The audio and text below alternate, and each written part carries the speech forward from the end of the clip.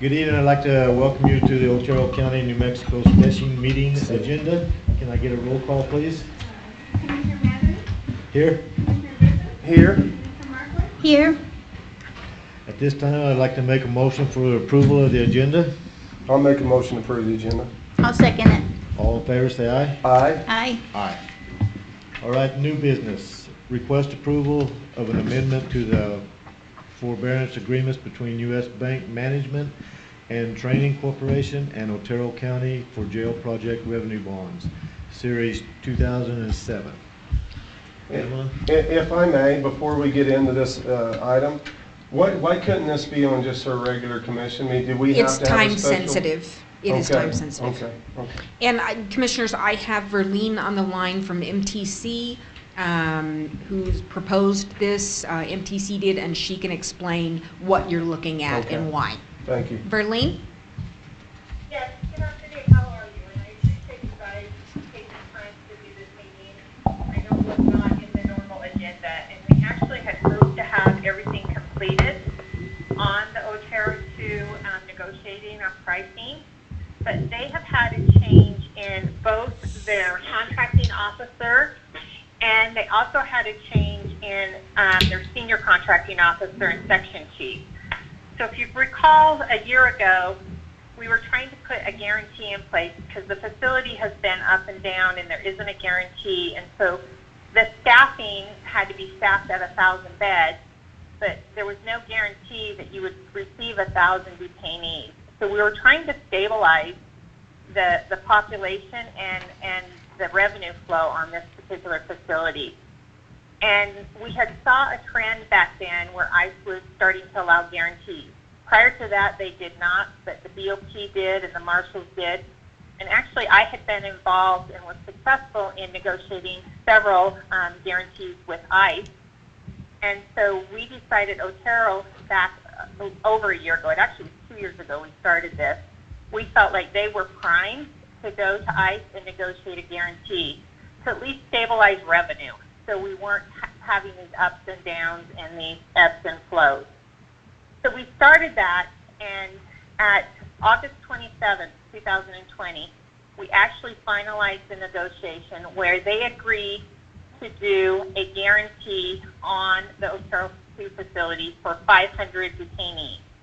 So we were guaranteed the revenue, and under that guarantee, there was an amendment, there was a forbearance agreement to come up with the pricing, because understand we were taking 1,000 bed facility and we were distributing, for instance, the debt service over only 500. So it really did escalate the price.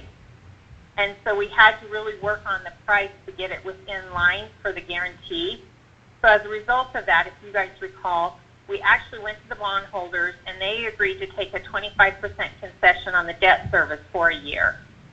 And MTC also agreed to take a 25% concession on our fee for a year, and the county as well did for a year.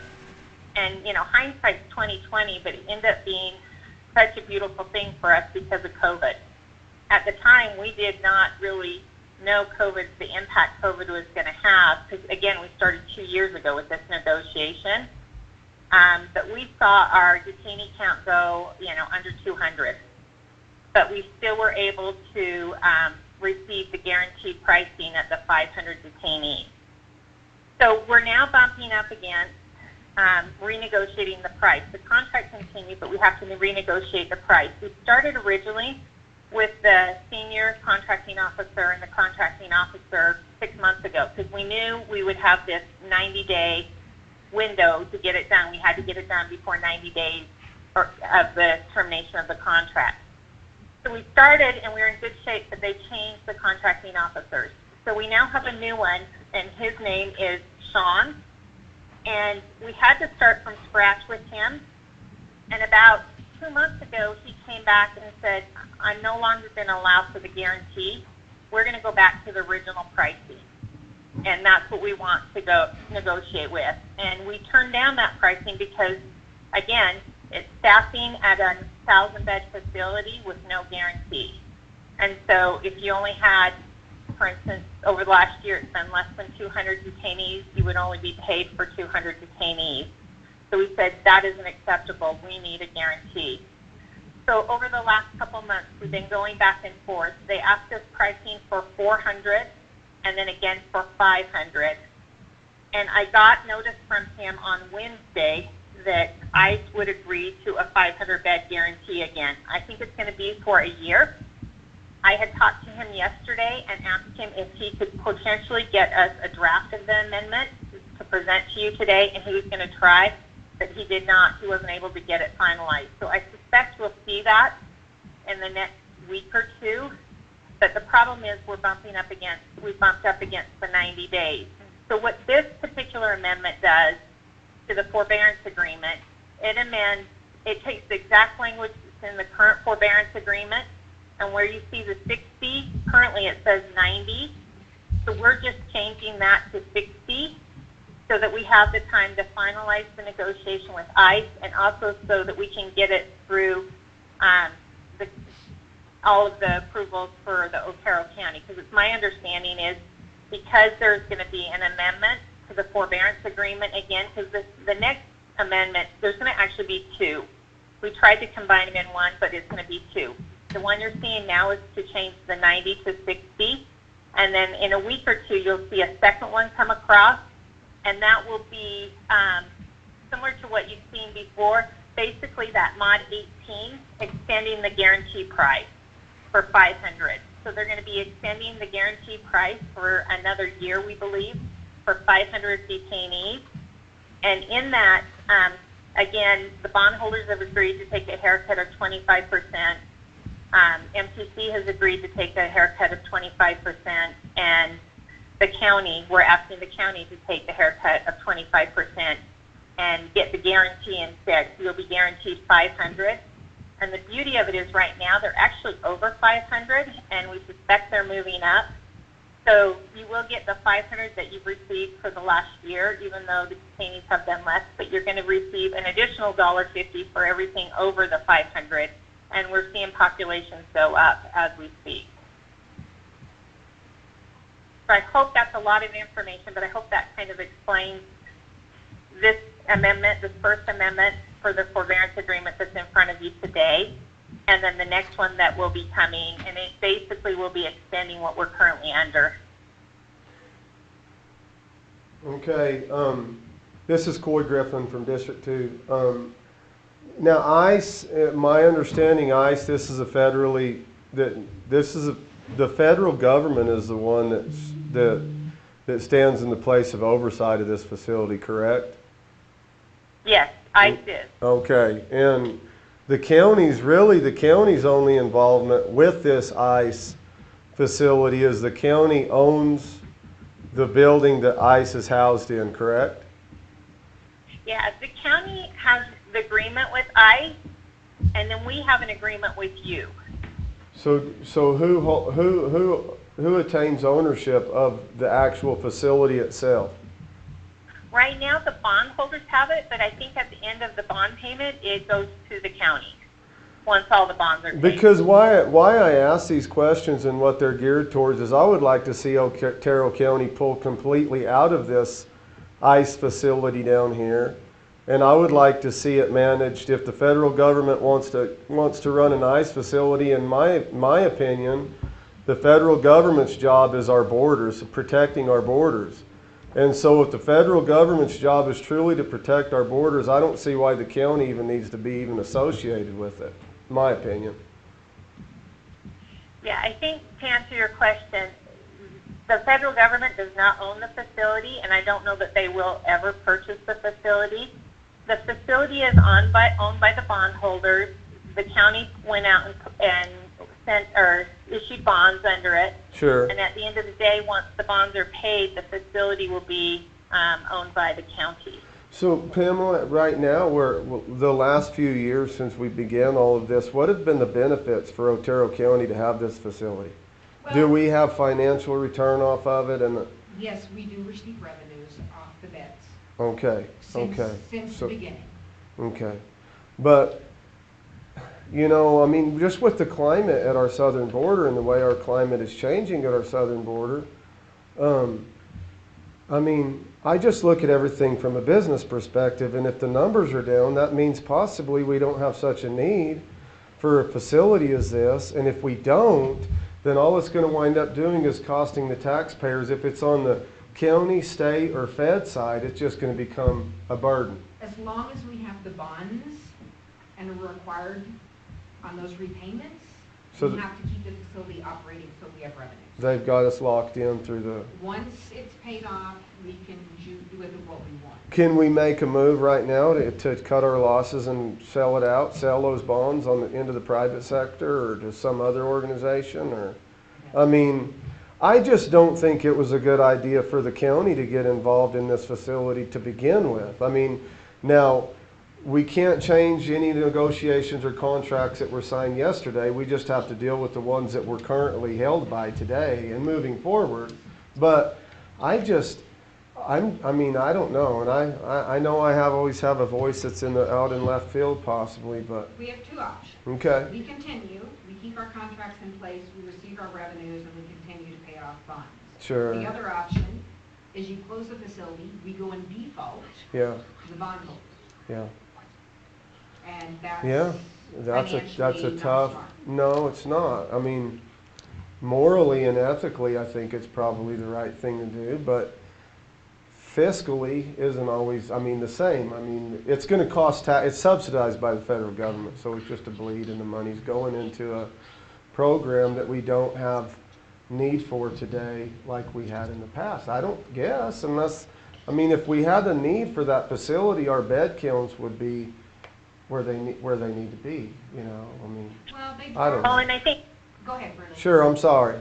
I was going to say, I think that's what you're seeing. I think COVID played into it, but you're seeing, like I said, over the last, they were up in the 900s, 2 years ago. I And got then you. they dropped Yes, ma'am. dramatically because, a change in the political arena as well as COVID.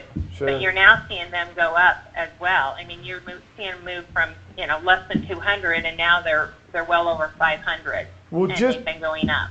Just recently, the border with the blow up on the border, they had those migrant children stacked in those tents on top of each other. I mean, I saw reports where they had to take turns sleeping on the floor because there wasn't even enough room on the floor to lay down.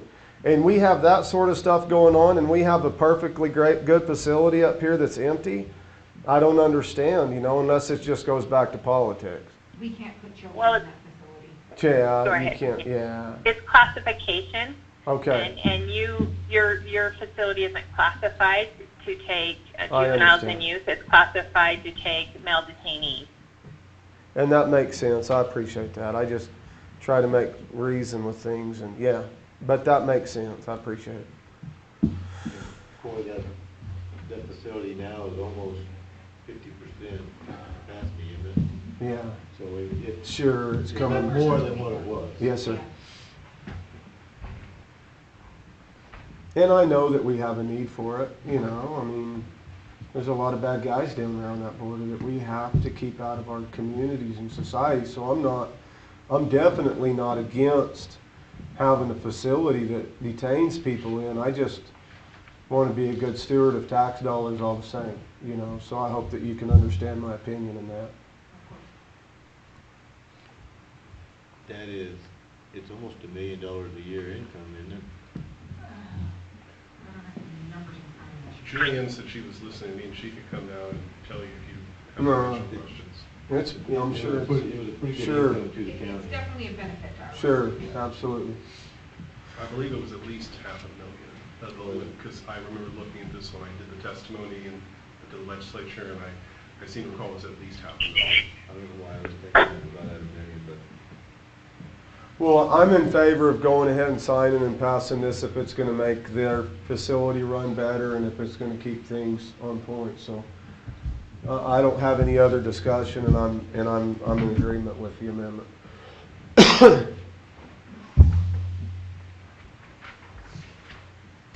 all right. Make a motion for approval of this amendment for the forbearance agreement between the U.S. Bank Management and Training Corporation of Otero and Otero County for your jail project revenue bonds. I'll second the motion. All in favor, say aye. Aye.